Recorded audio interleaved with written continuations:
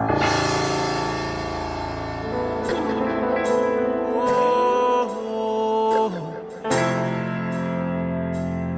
my queen, my queen. Oh, she. Oh, she.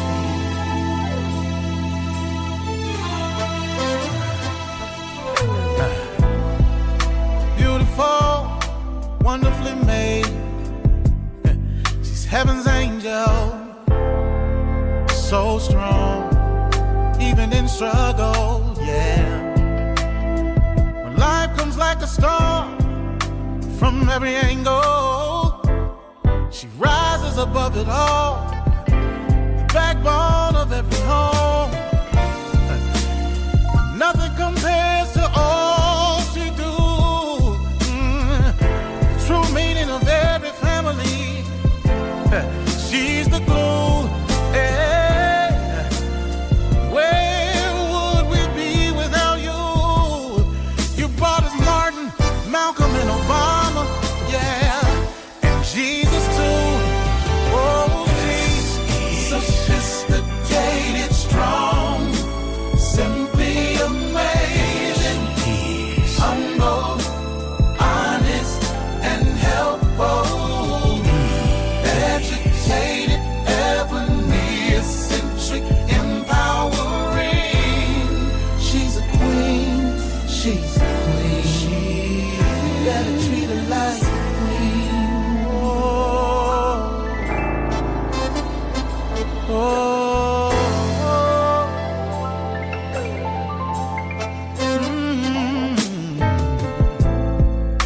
Her strength is amazing.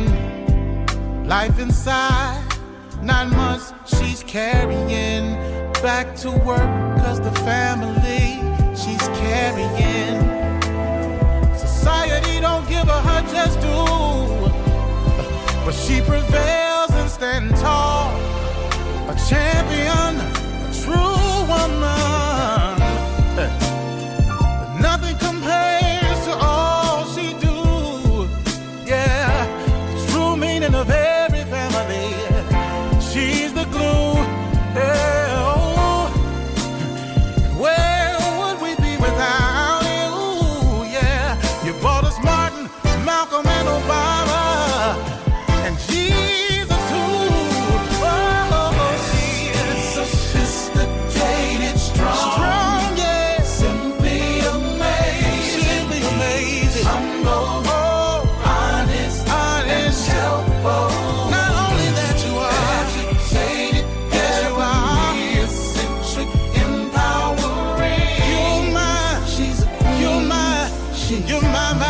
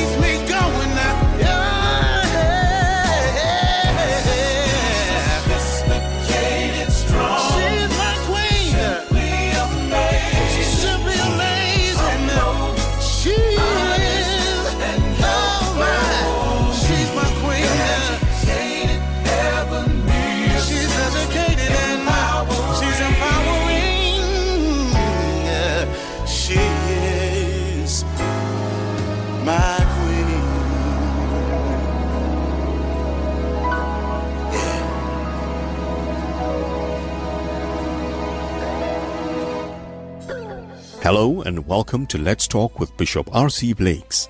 R.C. is an author, empowerment teacher, and the proud pastor of the New Home Ministries of New Orleans, Louisiana, and Houston, Texas.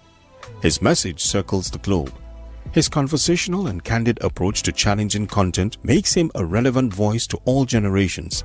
Get ready for a life-changing transformational conversation.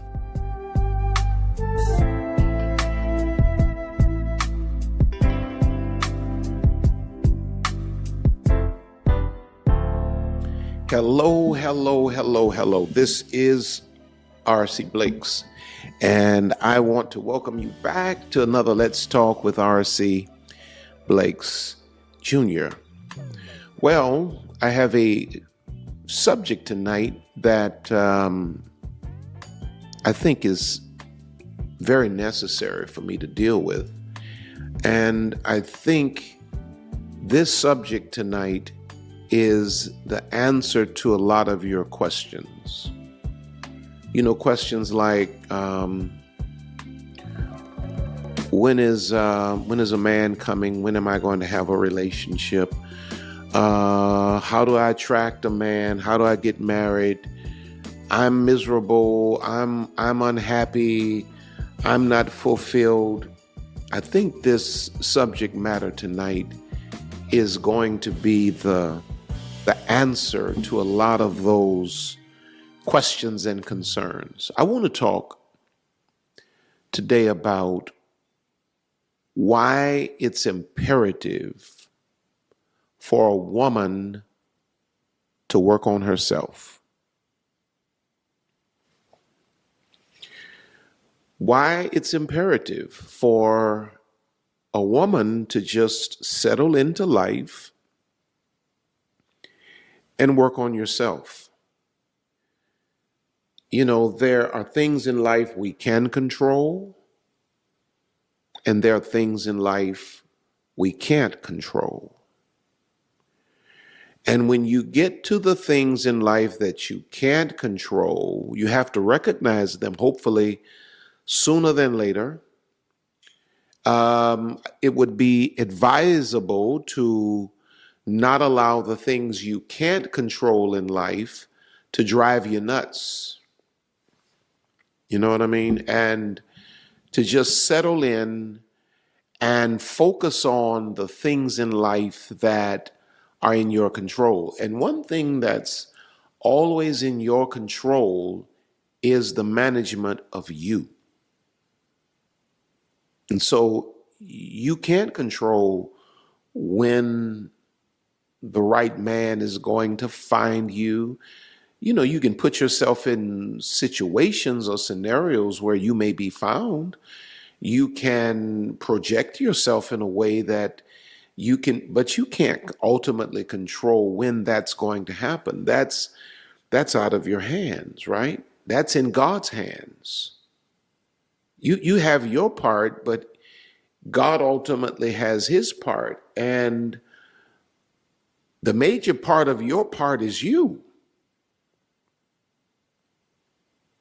And it's just imperative that as a generation of women, you get back to the reality that you're responsible for your own personal growth and development. And while you're sitting around whining and crying and worrying about things that are out of your control, you're not managing the things that are in your control, which means you are what? Probably not qualified for what it is you think you deserve or want. Well, let's jump in, because this conversation is really kind of just off of the dome, really. I mean, I jotted a few things down, but I'm just kind of really shooting from my heart on this one. Number one, it's your responsibility why a woman should work on herself. Just lock in and work on you. It's your responsibility, watch this, to God, the Creator, to maximize the life that God has given you as an individual. You're locked in on all of these other things. You want a relationship, you want a marriage, you want all of these things that is normal for a woman to want, but it's like putting the wagon in front of the horse. You have to first understand that your first responsibility to God is to maximize the life that God has given you. You're begging God for, a relationship when you were created as an individual. You were created, watch this, to produce certain specific fruit that God put in you. There's certain fruit that should come from your life as an individual. And you've not worked on that while you're worrying about trying to, get this in place and get that in place. You, my friend, my dear sister, you have not maximized the life that God has given you. And the reason I know you've not maximized your life or the life God's given you is because anybody that is, watch this, maximizing the life that God's given them does not have time to be depressed about who's not present in her life. When you are actualizing, when you are maximizing, you are consumed with your own life. You may have thoughts and desires for certain other things, but you're not in a full-blown spin-out depression because you don't have a ring on your finger, or you're too busy fulfilling your base responsibility to God. We want God to give us our desires when we are failing to produce our responsibility to Him, which is to maximize the life that God has given to us. I like what John chapter number 15 and verse 8 says. It says, "Herein is my Father glorified, that ye bear much fruit. So shall ye be my disciples." That you do what? Bear much fruit. Now, what is understood when we're talking about bearing much fruit? It's understood that anything that bears fruit was programmed by the Creator to produce that fruit. So you will never go to a lemon tree and pick apples, or you'll never go to an orange tree and pull bananas, because the Creator programmed the tree to bear the fruit the Creator desires from that tree. Now, when the tree, Jesus teaches us at certain points in the Gospels, when the tree does not bear the fruit that the Creator designed it for, Jesus says, cut it down. Why are we allowing it to take up space, use up, the nutrients from the soil when it's not bearing the fruit the Creator produced it for? We are out here and we want God to give us this and to give us that, to add to our lives when we are not maximizing. I see women all over the country. You're just not maximizing the life that God has given you. You cannot be consumed with the presence of someone else in your life that you've not met yet, don't even really know, and at the same time be in a place where you are self-actualizing. Any person that is self-actualizing is too busy bearing fruit. Bearing fruit is a full-time job. And I would say to women all around the world, you need to just bear fruit. You need to work on yourself. Because when you really look at your tree, the tree of your life, for a lot of you, all you have are limbs and leaves. You're not producing what God put you in the earth to do. It's because you're off focus. Whatever you focus on will develop.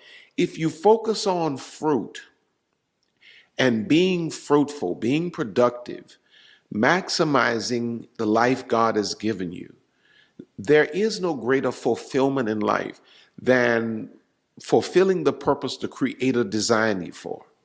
So when you get consumed with bearing fruit, what's going to happen is this sense of this void that you sense because you don't have a man or you don't have a husband or you're not engaged and you're this age, all of that stuff is going to dissipate. What you focus on will develop. If you focus on being fruitful automatically produces fulfillment. Fruitful.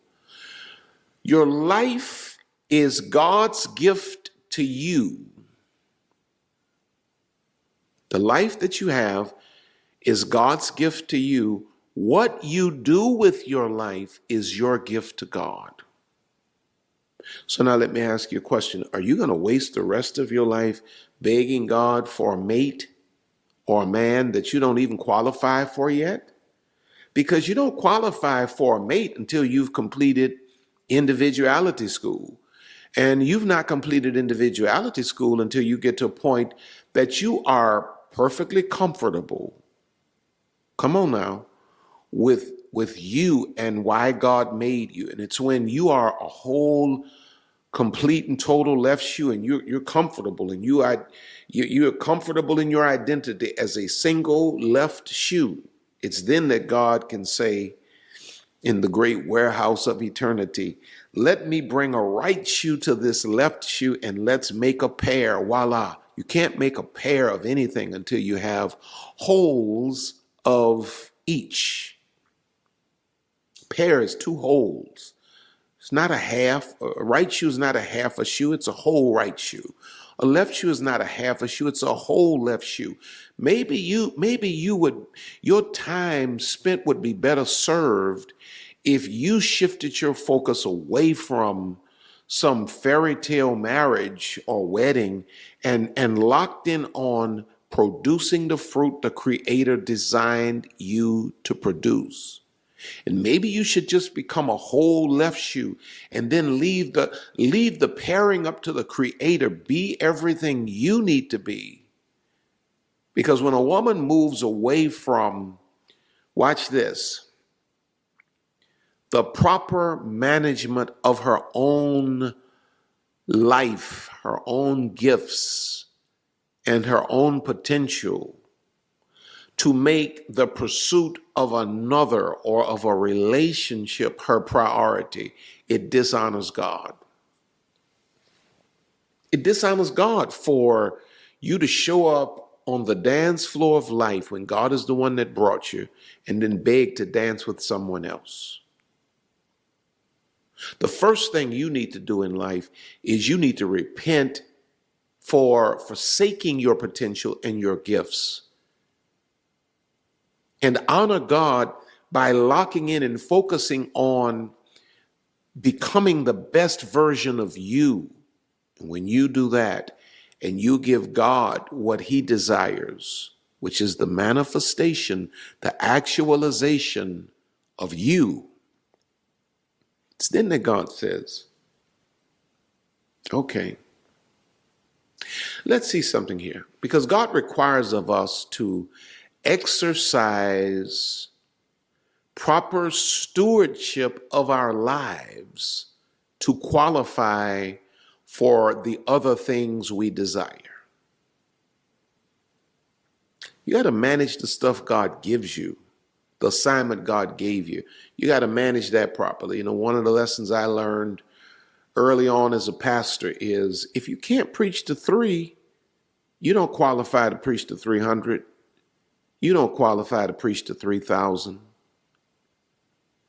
You got to learn to exercise excellent stewardship at the level God presently has you on. And then once you've maximized your stewardship on this level, now you qualify to go to the next level that your heart desires, but not until. I like the way Luke 16:12 reads. It says, "And if ye have not been faithful in that which is another man's," there's a greater principle in this text, "who shall give you that which is your own?" In other words, if you've not fulfilled the desire of the master that made you the steward of the gifts you have, and if you've not done right by the master, you've not exercised good stewardship with what the master's already given you, what makes you think you can go and ask the master to give you something that your own heart desires? You got to learn to be faithful over that which is another man's, and then you can get that which is your own. You see, the thing I kind of brought out recently, and I really got this from Dr. Creflo Dollar, kind of stirred this, should I say. Already believed it, but he stirred it in me. The church has really done a poor job of communicating, especially when it comes down to relationships. We paint the picture that somehow marriage is the ultimate state. Marriage is the blessing. No, that's not what the Bible says. The Bible says that singleness is really the ultimate state. And when you look in Genesis, it kind of proves it out, through example. God did not create Adam and Eve together. This whole thing did not start with a married couple. It started with a single man. God gave him his assignment. God let him work in his assignment for a while. And then when that single man developed his walk with God, his love of purpose, then God said, it's not good for this man to be alone. I'm going to make him some help. But the whole thing started with a single man. Then God made a single woman, put Adam to sleep, made a single woman. I don't know how long he left Adam sleeping. And then God ultimately brought them together, and then he created marriage. But the Bible says that those that are single can devote themselves to the things of God. But those that are married have to commit themselves to the things of the world, how he or she may please her husband or wife. So we've done a poor job by conditioning people to believe that you're broken if you're not married. If you're still single, something's wrong with you. Please understand what I'm saying. There's absolutely nothing wrong with desiring marriage, but something is broken, something is twisted when you desire marriage to the extent that you dishonor your individuality and you do not pursue your personal purpose, gifting, fulfilling your personal potential. When you get to a point that you are abandoning you for the sake, you're abandoning you for the sake of us. There is no us without you. U.S., you get it? There can be no us without you. And so I think women need to pause and get back to the idea that, or should I say the fact, that it's your responsibility to God to maximize the life that God has given you. And when you've done that, now you qualify to say to God, Father, I've done I'm doing what you've asked me to do, and I'm doing it on a daily. I'm producing fruit. Here's the desire of my heart. But most women have forsaken themselves. You've forsaken you for some fantastical idea of us. But the beginnings of us is the fulfillment of you. Number two, why a woman should work on herself. Number two, self-development destroys desperation. We've got too many desperate women today. We have just entirely too many desperate women today. Too many desperate women today. It's a bad look. It's not attractive. It's not serving you well. The only way to get beyond the desperation is self-development. if I can get you back to working on you and developing you, I can move you out of this mode where you're desperate for a man to approve of you. You're desperate for a man to, just to say he wants to marry you.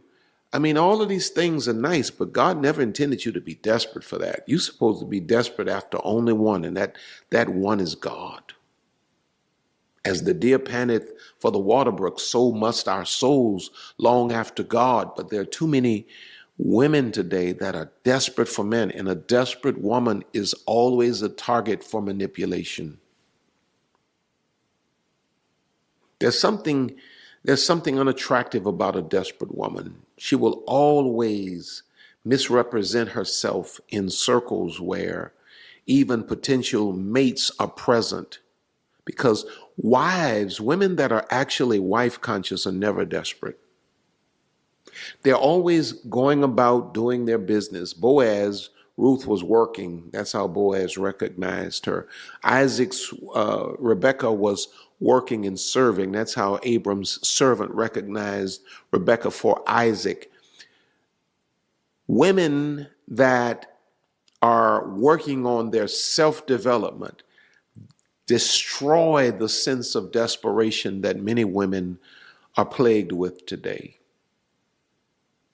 There's no way in the world you're supposed to be around here completely and totally depressed because you don't have a man. And, I'm 30 years old and I don't have a man.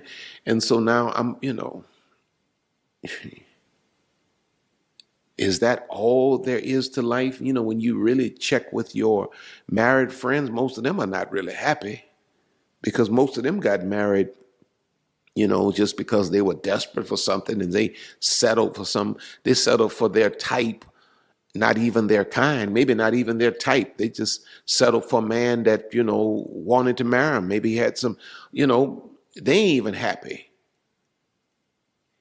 When you get back to self-development, women are often desperate for a myriad of things and reasons, because they allow themselves to be totally dependent on others. You're dependent.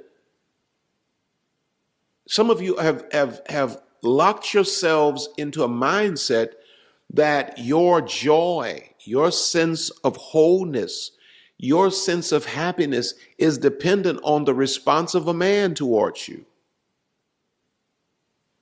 You need a man for, to feel like I'm worth something, to feel like I'm valuable. And God forbid you be in a position where you have forsaken your own development to the point that you're depending on a man for financial stability. Now, that's great in the context of a healthy marriage, but as an individual smart woman, you should be working on yourself to the point that you can take care of you financially. You should never be in a position where you're tolerating a man and engaging in sexual activity that you don't even agree with, but you got to do it because you need the resources. No.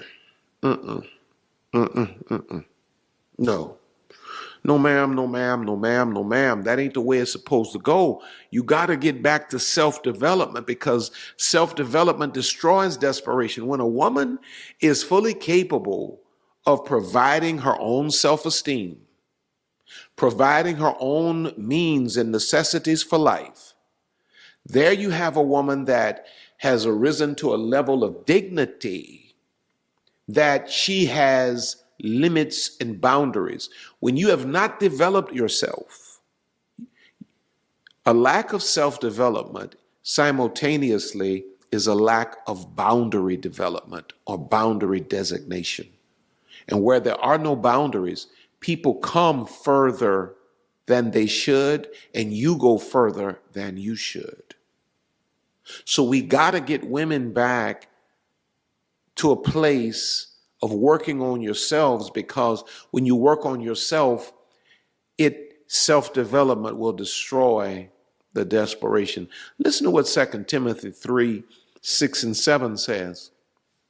It says, "For of this sort are they which creep into houses and lead captive silly women laden with sins. Y'all know this is one of my favorite texts here when it comes down to dealing with women. He says, they lead captive silly women laden with sins, led away with divers lusts. What are lusts? Things you want. Maybe even things you need. You lusting after. You're needy. A lustful person is a needy person. See, when you have worked on yourself and you've developed yourself, it destroys your neediness. Verse 7 says, ever learning and never able to come to the knowledge of the truth. When you have not worked on yourself, developed yourself, you will have an undercurrent of desperation that will redefine your boundaries, disengage your self-esteem, and you'll find yourself desperate for things that are beneath you, people that are beneath you, relationships that are beneath you. It's time for you to get back to working on you. You've been doing all of this other stuff. It's time for you to work on you. I see young women drop out of school because you think you're in love with a young man or whatever, and he convinces you to drop out of school. Don't you know, babe, ain't nobody set you down and tell you that a man will take you, pull you out of school, pull you out of the self-development journey, that he might make you a dependent on him, and then he'll be independable. Is it undependable? Not dependable? But put you in a position where you gotta bow and beg him to, meet your basic needs, when you could have stayed in school and prepared yourself for independence. That when God brings you into a marriage with a great man with the right intentions, watch this, the two of you can be interdependent. Lisa and I are interdependent. I depend on her, she depends on me, but both of us can take care of ourselves. That's one of the things that I loved most about her. She was, when I met her, she was independent. So I knew we could be interdependent, because as a man, see, you praying for kings, but kings want queens, and queens are women that have the same power as kings. They exercise the same authority. They can do everything a king can do. So no king is looking for a woman just popping bubble gum and needs him to, come on, somebody. You need to just get back to working on you, because this stuff you're doing right now, it's just not. I'm telling you, it's not. It's not. Number 3, you need to get back to working on you. Women need to get back to working on themselves. Number 3, because it makes, watch this, when you are working on yourself and you are making headway in terms of maximizing and actualizing, number 3, it makes you detectable to equivalent men that are on the same journey. When you are working on yourself, it makes you detectable to men that are on the same journey.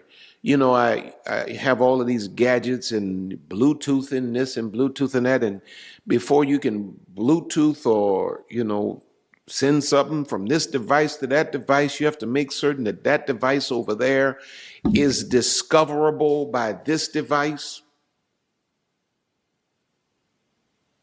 When a woman works on herself, it makes her detectable or discoverable by equivalent men on the same journey.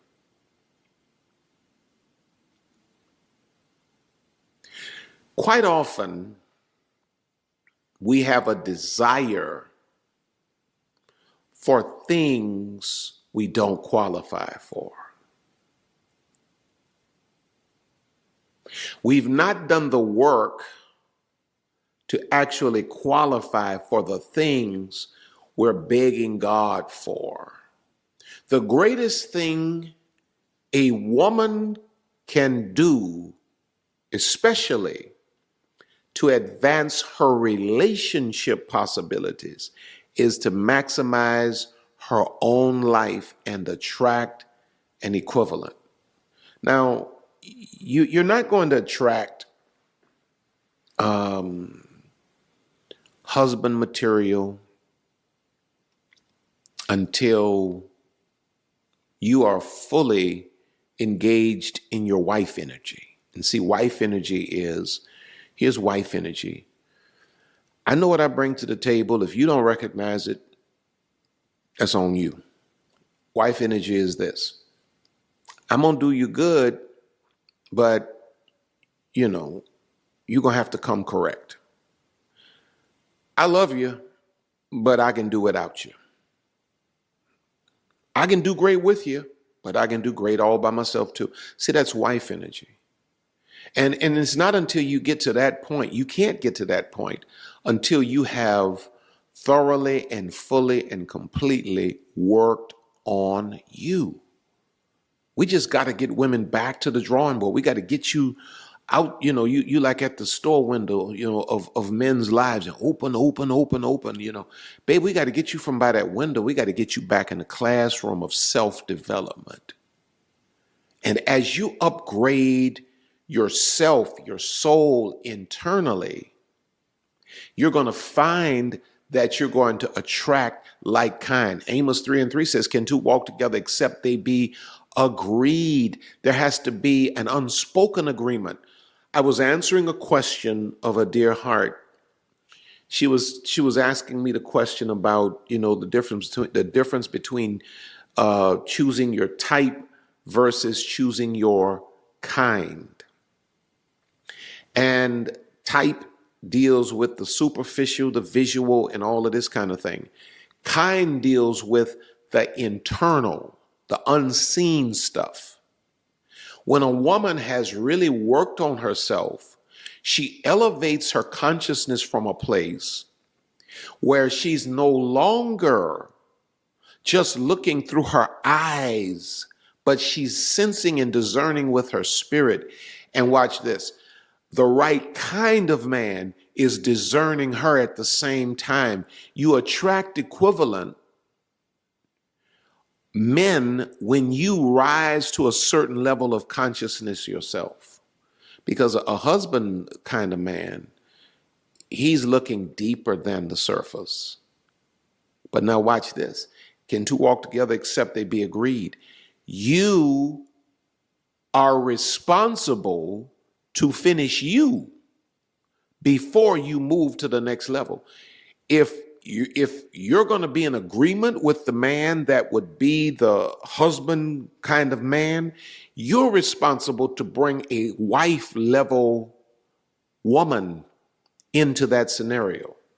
If you don't work on you, ain't nobody else going to work on you. You are responsible for you. The question is, are you working on you? Are you spending all day on social media trying to get information on how to get a man when you probably should be working on how to get a life? Because when you get a life, you ain't going to be worrying so much about how to get a man.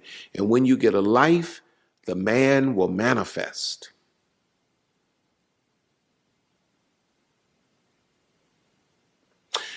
Now, number four,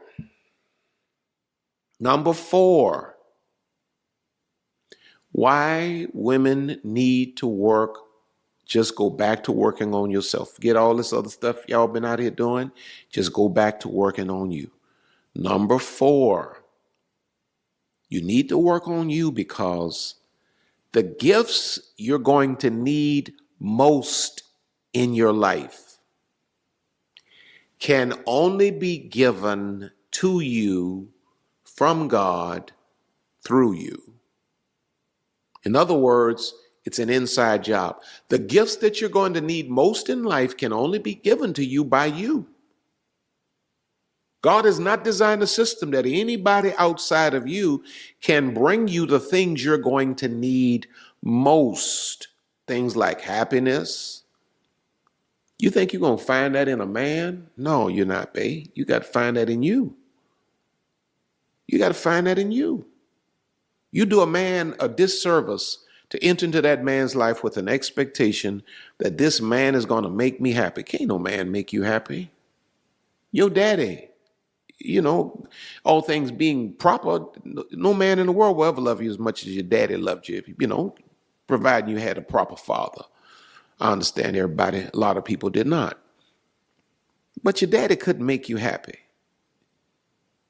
Can't no man make you happy. These are things that you need to work on you, because you're going to have the reserves within yourself to be able to provide this stuff for yourself. Fulfillment.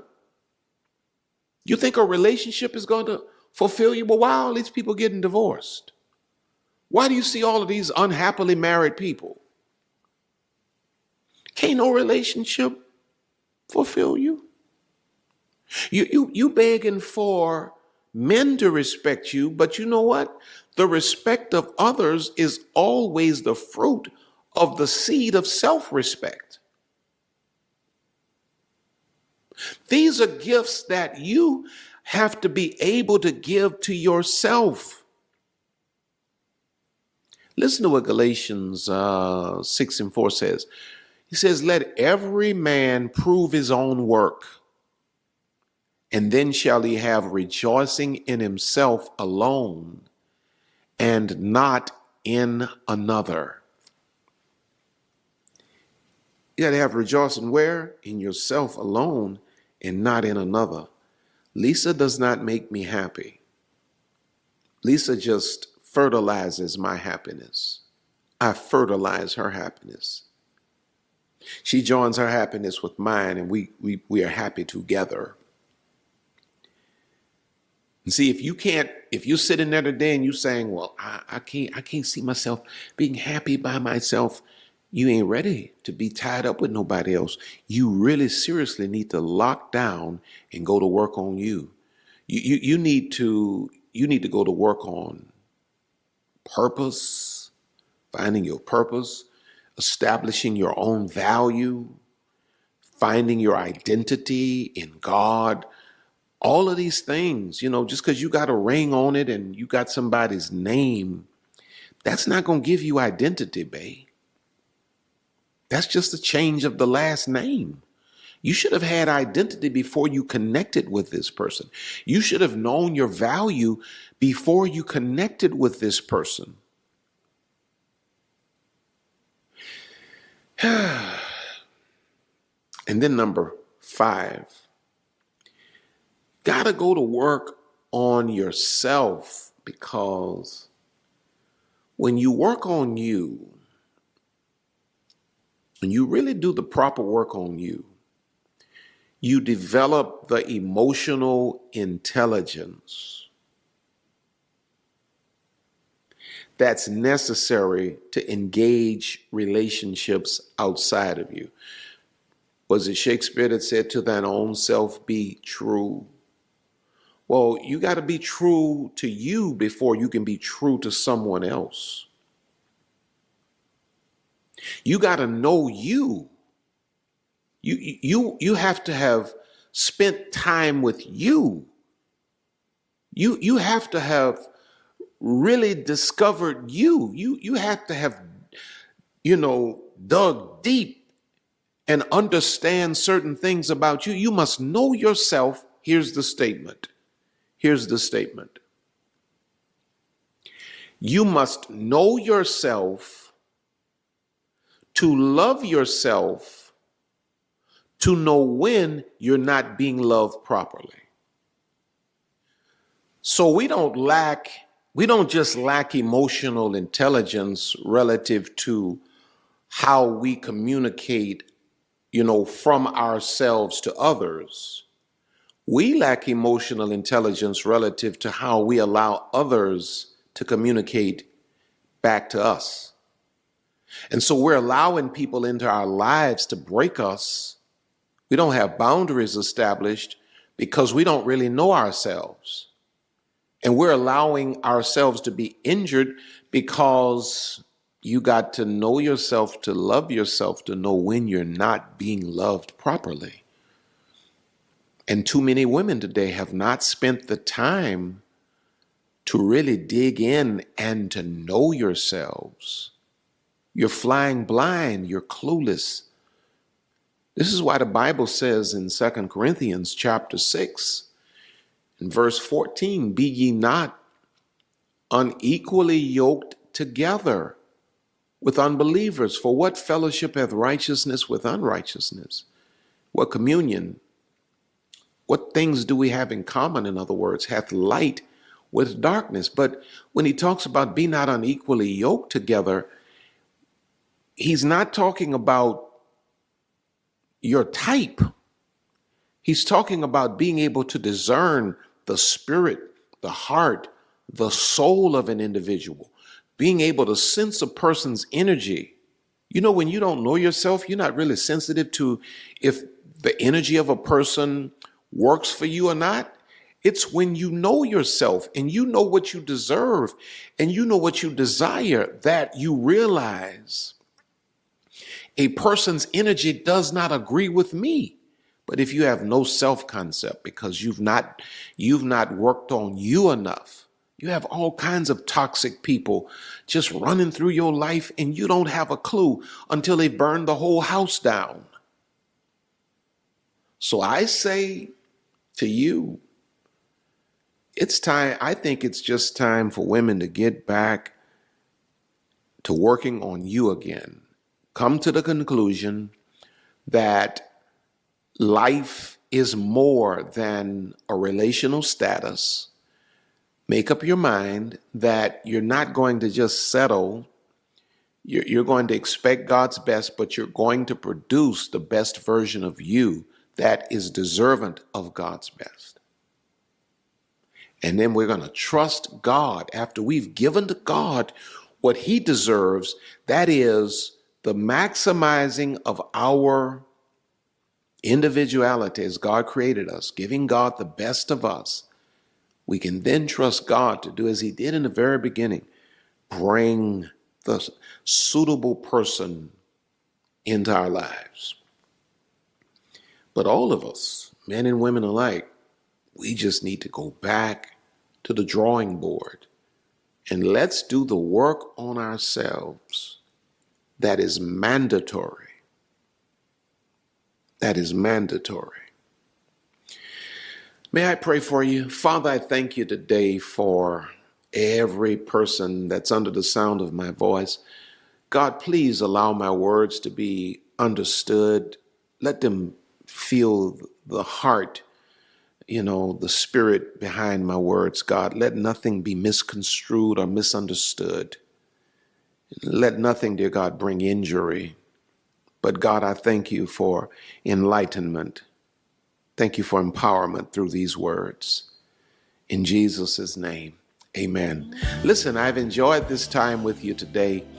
Don't forget, it's time to register for Queenology. Queenology 2023 is happening August 25th, 26th, 27th. It's going to be a whole weekend in the city of New Orleans at the Ritz-Carlton. It's going to be an amazing time. Go to the website, queenology.net, and there you get a chance to see the various packages, those of you that desire to be vendors or what have you.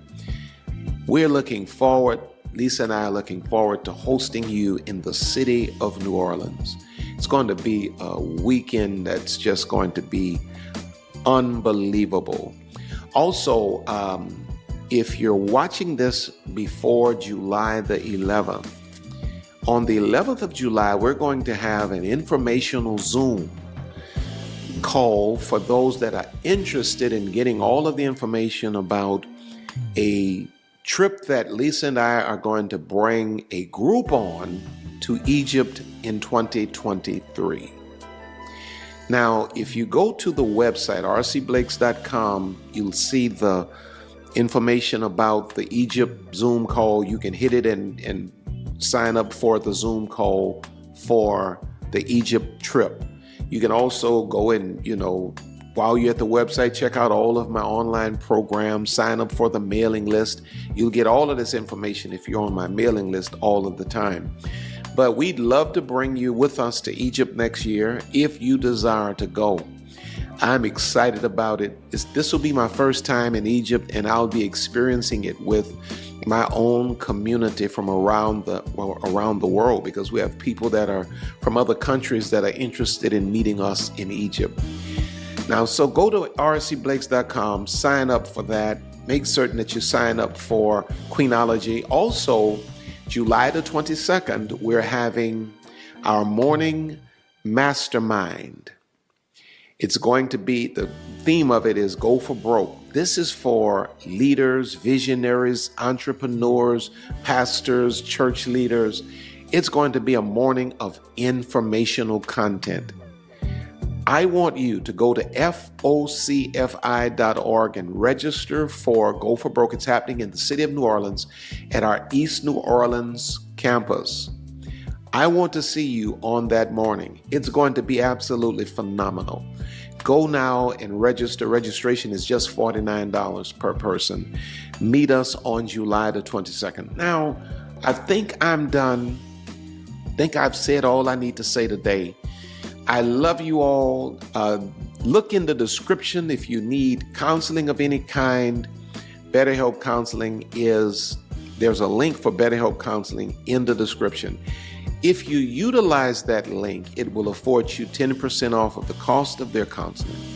And they in turn, because I, brought you to them, they will make a deposit into R.C. Blakes Ministries if it works for you. Thanks to all of you that have sown into our lives. Lisa and I love you with all of our hearts. And, check out all of my books on Amazon, pick them up, man. I want to just thank God for all of you that support us in that respect. It's just amazing to have a community like this community. Well, I love you. Until next time, I'm R.C. Blakes. Don't forget to make certain you like this before you leave today.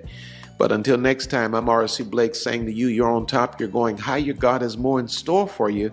So we will see you at the top. God bless you. Until next time.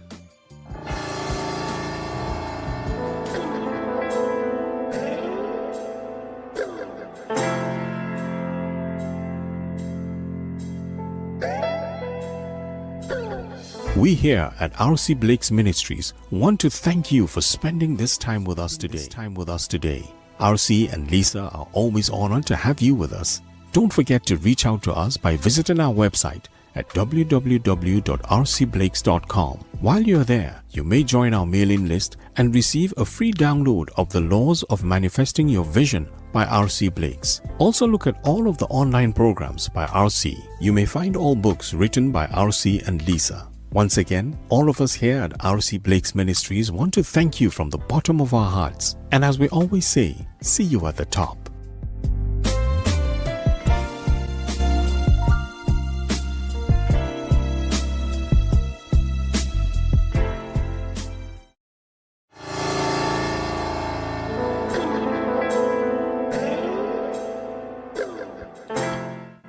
Well, Lisa, Queenology has returned. It has indeed, and we are so excited about it. Our team has been working diligently since you said, I want to start back with our live Queenology. Our team went to work, and they've been busy putting it together. You guys have been on the phone day and night, working almost around the clock, putting this Queenology New Orleans together. And you have really laid out something this time like we've never done before, right? Absolutely. It is an experience this time. This is an absolutely extraordinary experience. Really, it is. One that we've never had before, and rightfully so, because you have entitled this particular Queenology, The Crowning. You know why I did that, right? I do. You know, we started off, the whole movement started with the father-daughter talk, where we really identified all of the issues that a lot of women struggle with. Then we went to Queenology, where we start talking about there's a queen in you and the mindset. Then we went to the training for reigning. Yes. And so now there's nothing left but the coronation, the crowning. The crowning. And our queens are ready. They've been prepared, they've been taught, they've been trained, and so they're ready. So we've put together 3 amazing packages because we want everybody to have an opportunity to participate in this experience. Correct. So we have the Royal Court package, and all of the details are on the website. So I want you, when you go to the website, look at the details on the website under each package. There's the Royal Court. That's Correct. the entire weekend. Then we have the Queenology Live Intensive with a brunch. Correct. And so that has all the details and what's included. And then there's a third package with the brunch and the vendor opportunities. All of that is detailed on the website. Correct. And if you can't afford to do the whole weekend thing, the big package, the main thing is the intensive. That is the main thing. And I want you to keep that in mind. I want to see you in New Orleans, Louisiana. It's going to be amazing. What are the dates? The dates are August the 25th through the 27th. And we are planning an amazing experience for you. It's going to be held at the beautiful Ritz-Carlton in the city of New Orleans. And it's just going to be an extraordinary event. We've never done anything like this. We have not. Now, the team made it just as much as possible, as affordable as possible for all of you, because we want to make sure that you get a chance to register. So hurry and get registered. Choose your package and get registered. Don't procrastinate, because we want you here. We want you in the city of New Orleans. Queenology returns. It is the crowning, the coronation, and women are going to be here from all over the United States of America and probably from some other countries. Absolutely, because we do have followers across the world. So we're expecting them to come too. Exactly. Anything you want to say before we let them go? There's so much in store for you. Make sure that you register. Bring your girlfriends. I have some people that are bringing groups already. So get them together and come on and be a part of this amazing experience. That's right. Come and experience New Orleans with us. Well, we love you. We thank you for considering, and we thank you for supporting us for so many years. Queenology returns. It is the crowning. Welcome to the coronation.